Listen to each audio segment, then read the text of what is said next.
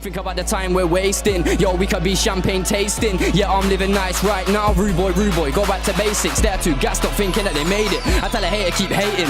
Now guys get success and think they're baiting. Don't watch me, listen what I'm saying. I see them and I lost them. Know where they're heading on. Fresh out the bitch you lived in the village when I rap. Illest. I came back for the fame. I'm back to make a killing if I think that it's whack. Scrap that image, I'm the illest. I promise I ain't finished. I keep it moving, don't stop, no quitting. When I dropped on the rhythm, know the top what I written like. One chick just text me, so I'm gonna air for a bit.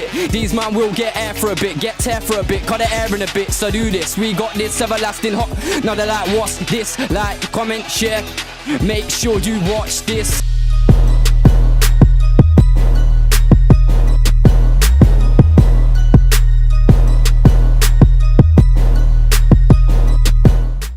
What's good people, it's your boy Skatta. I'm a rapper / grime artist from Coventry. Why did you choose the name Skatta?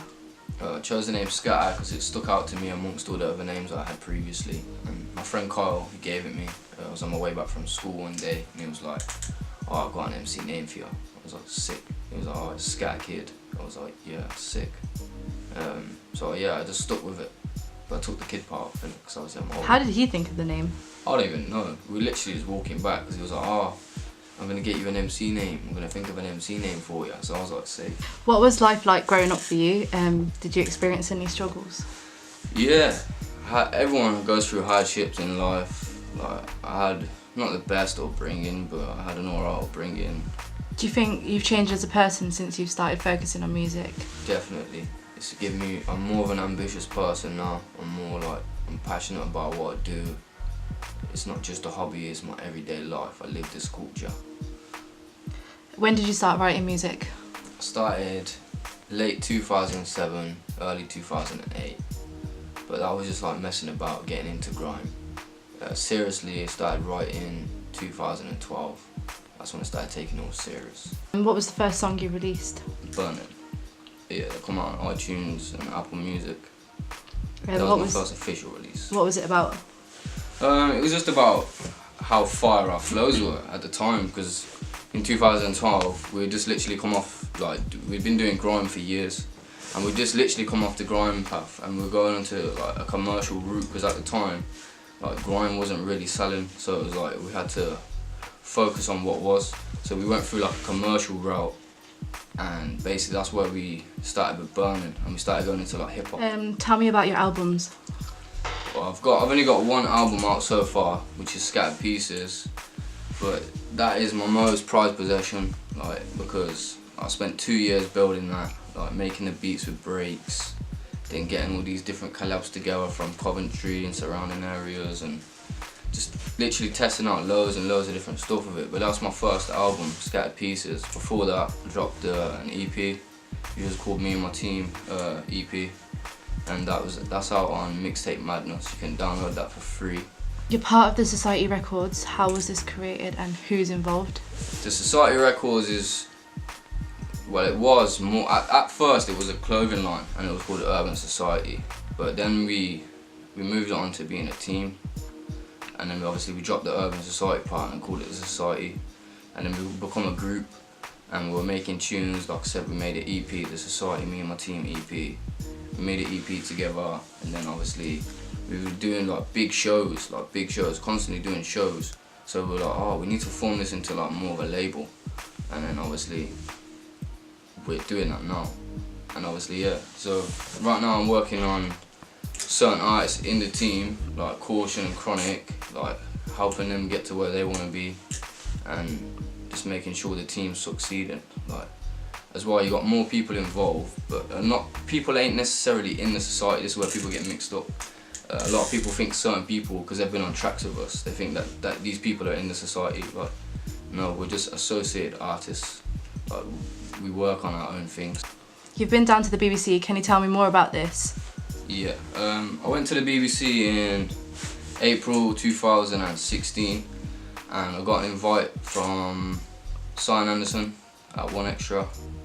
Radio 1, and yeah, I was spitting alongside JK, Slick Don, Manchester Hypes, and obviously I'd met Charlie Sloth. I got to meet Mr. Jam, I met Target, and I met other people as well there, but That was my first time going down there. It was my first time ever going to London. It was last year in April.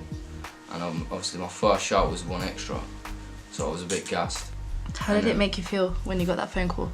I dropped my phone, like, I swear down, I was like, I got a call from God today, you know, like, that was the moment I've been waiting for my whole career, innit, like, I've been making music nearly 10 years, and it's like, at that point, it was like, getting that call was the highest point for me, innit, it was like, yeah, that was what I wanted to achieve, and I achieved it.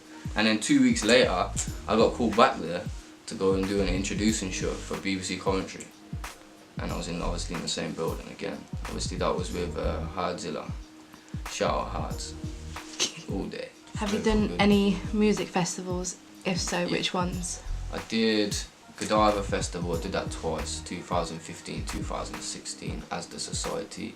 I did Caribbean Festival in 2014. I did City Link Up Festival in Leicester in 2015. I did Isle of Wight Festival 2015 as well. And yeah, man, I'm just literally trying to branch out to more festivals. I did Nun Festival as well last year, sorry. And yeah, we're just trying to branch out to as many festivals as we can and just keep it networking, keep it building. But yeah, this year I'm looking to get on some big festivals because, I don't know, I just feel ready for it now. Like, not last year and the year before, I wasn't really the most ready person for the festivals, but I needed to do it to become ready, you know, like I needed that experience and to be able to know what it's like and see what it's like to be able to control a crowd and stuff like that, you know. What's one festival you'd really want to perform at? Boom Bap Festival, it's a hip hop festival. Normally has some of my favourite artists every year, so yeah, definitely want to try and get on there. And Nas Festival, hit me up, man. Who are your musical inspirations?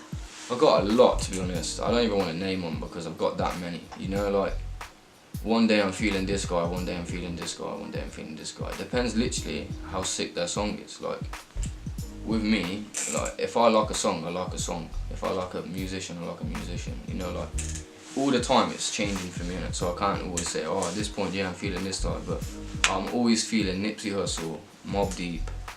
That's in America. And then in the UK, I'm always feeling Gigs. He's like one of my favourite rappers. And Devlin as well, definitely Devlin. His Fire in the Booth was so fire. It was the equivalent to an album for me. You know, like, he dropped an album and a Fire in the Booth. Like, his Fire in the Booth was enough. You know, like, yeah, deep. If you could collab with one person, who would it be? Alessia Cara. I just think that she's got a dope voice. And yeah, I reckon we'd make a banger. Something like Scattered Pieces, that's kind of the tune I'd get her on, something like that. But more to her style. What do you feel when you write music? Like, where does your inspiration come from? My inspiration just comes from me. Like, I inspire myself in ways, man. Like, I don't know, like, when I'm writing music, I go into this zone, innit, and it's like, it's mad. It's like a whole nother world. Like, I sit there and like the lighting's down, I'm chilling, I got my tunes on, you know what I mean? I'm just vibing out, sometimes blowing some clouds to get me in my zone a bit more. And yeah, it just happens, innit? Like, it's like if you put Picasso, yeah, in front of a blank canvas with paint, he's gonna come out with a big picture. If you put me in a room with musical beats, speakers, and a lyric pad, yeah, notepad, I'm gonna come out with a fire song. That's just how it's gonna go. Why do you actually write music? Like, do you do it to like get away from anything? Yeah, I don't know, man. Like, for me, like, life gets so boring, innit? Like, life gets so boring, and I'm like, just crazy guy. I just want to do loads of things, and it's like, when I'm doing music, it just takes me away from everything. You know, like, you forget about everything because you're that focused on words. You're chasing words around in your brain, and you're like trying to get them down on paper. And it's like, I'm that focused on doing that, I can't think of nothing else. You know, like, I'm in my zone, innit? Like, but yeah, definitely helps me get away from the world, you know. What's been the hardest song for you to write and why?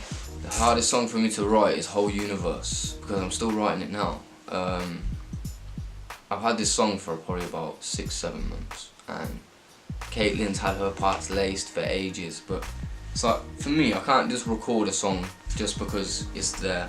Like, I have to have like a 100% feeling on myself, and like if I'm not going through certain things that don't relate to that certain topic or that song that's made now, and like, or made then, and I'm like feeling completely different now, I won't record on it till I'm feeling like that, because that's what music's for, innit? To show your feelings and your emotions and stuff like that.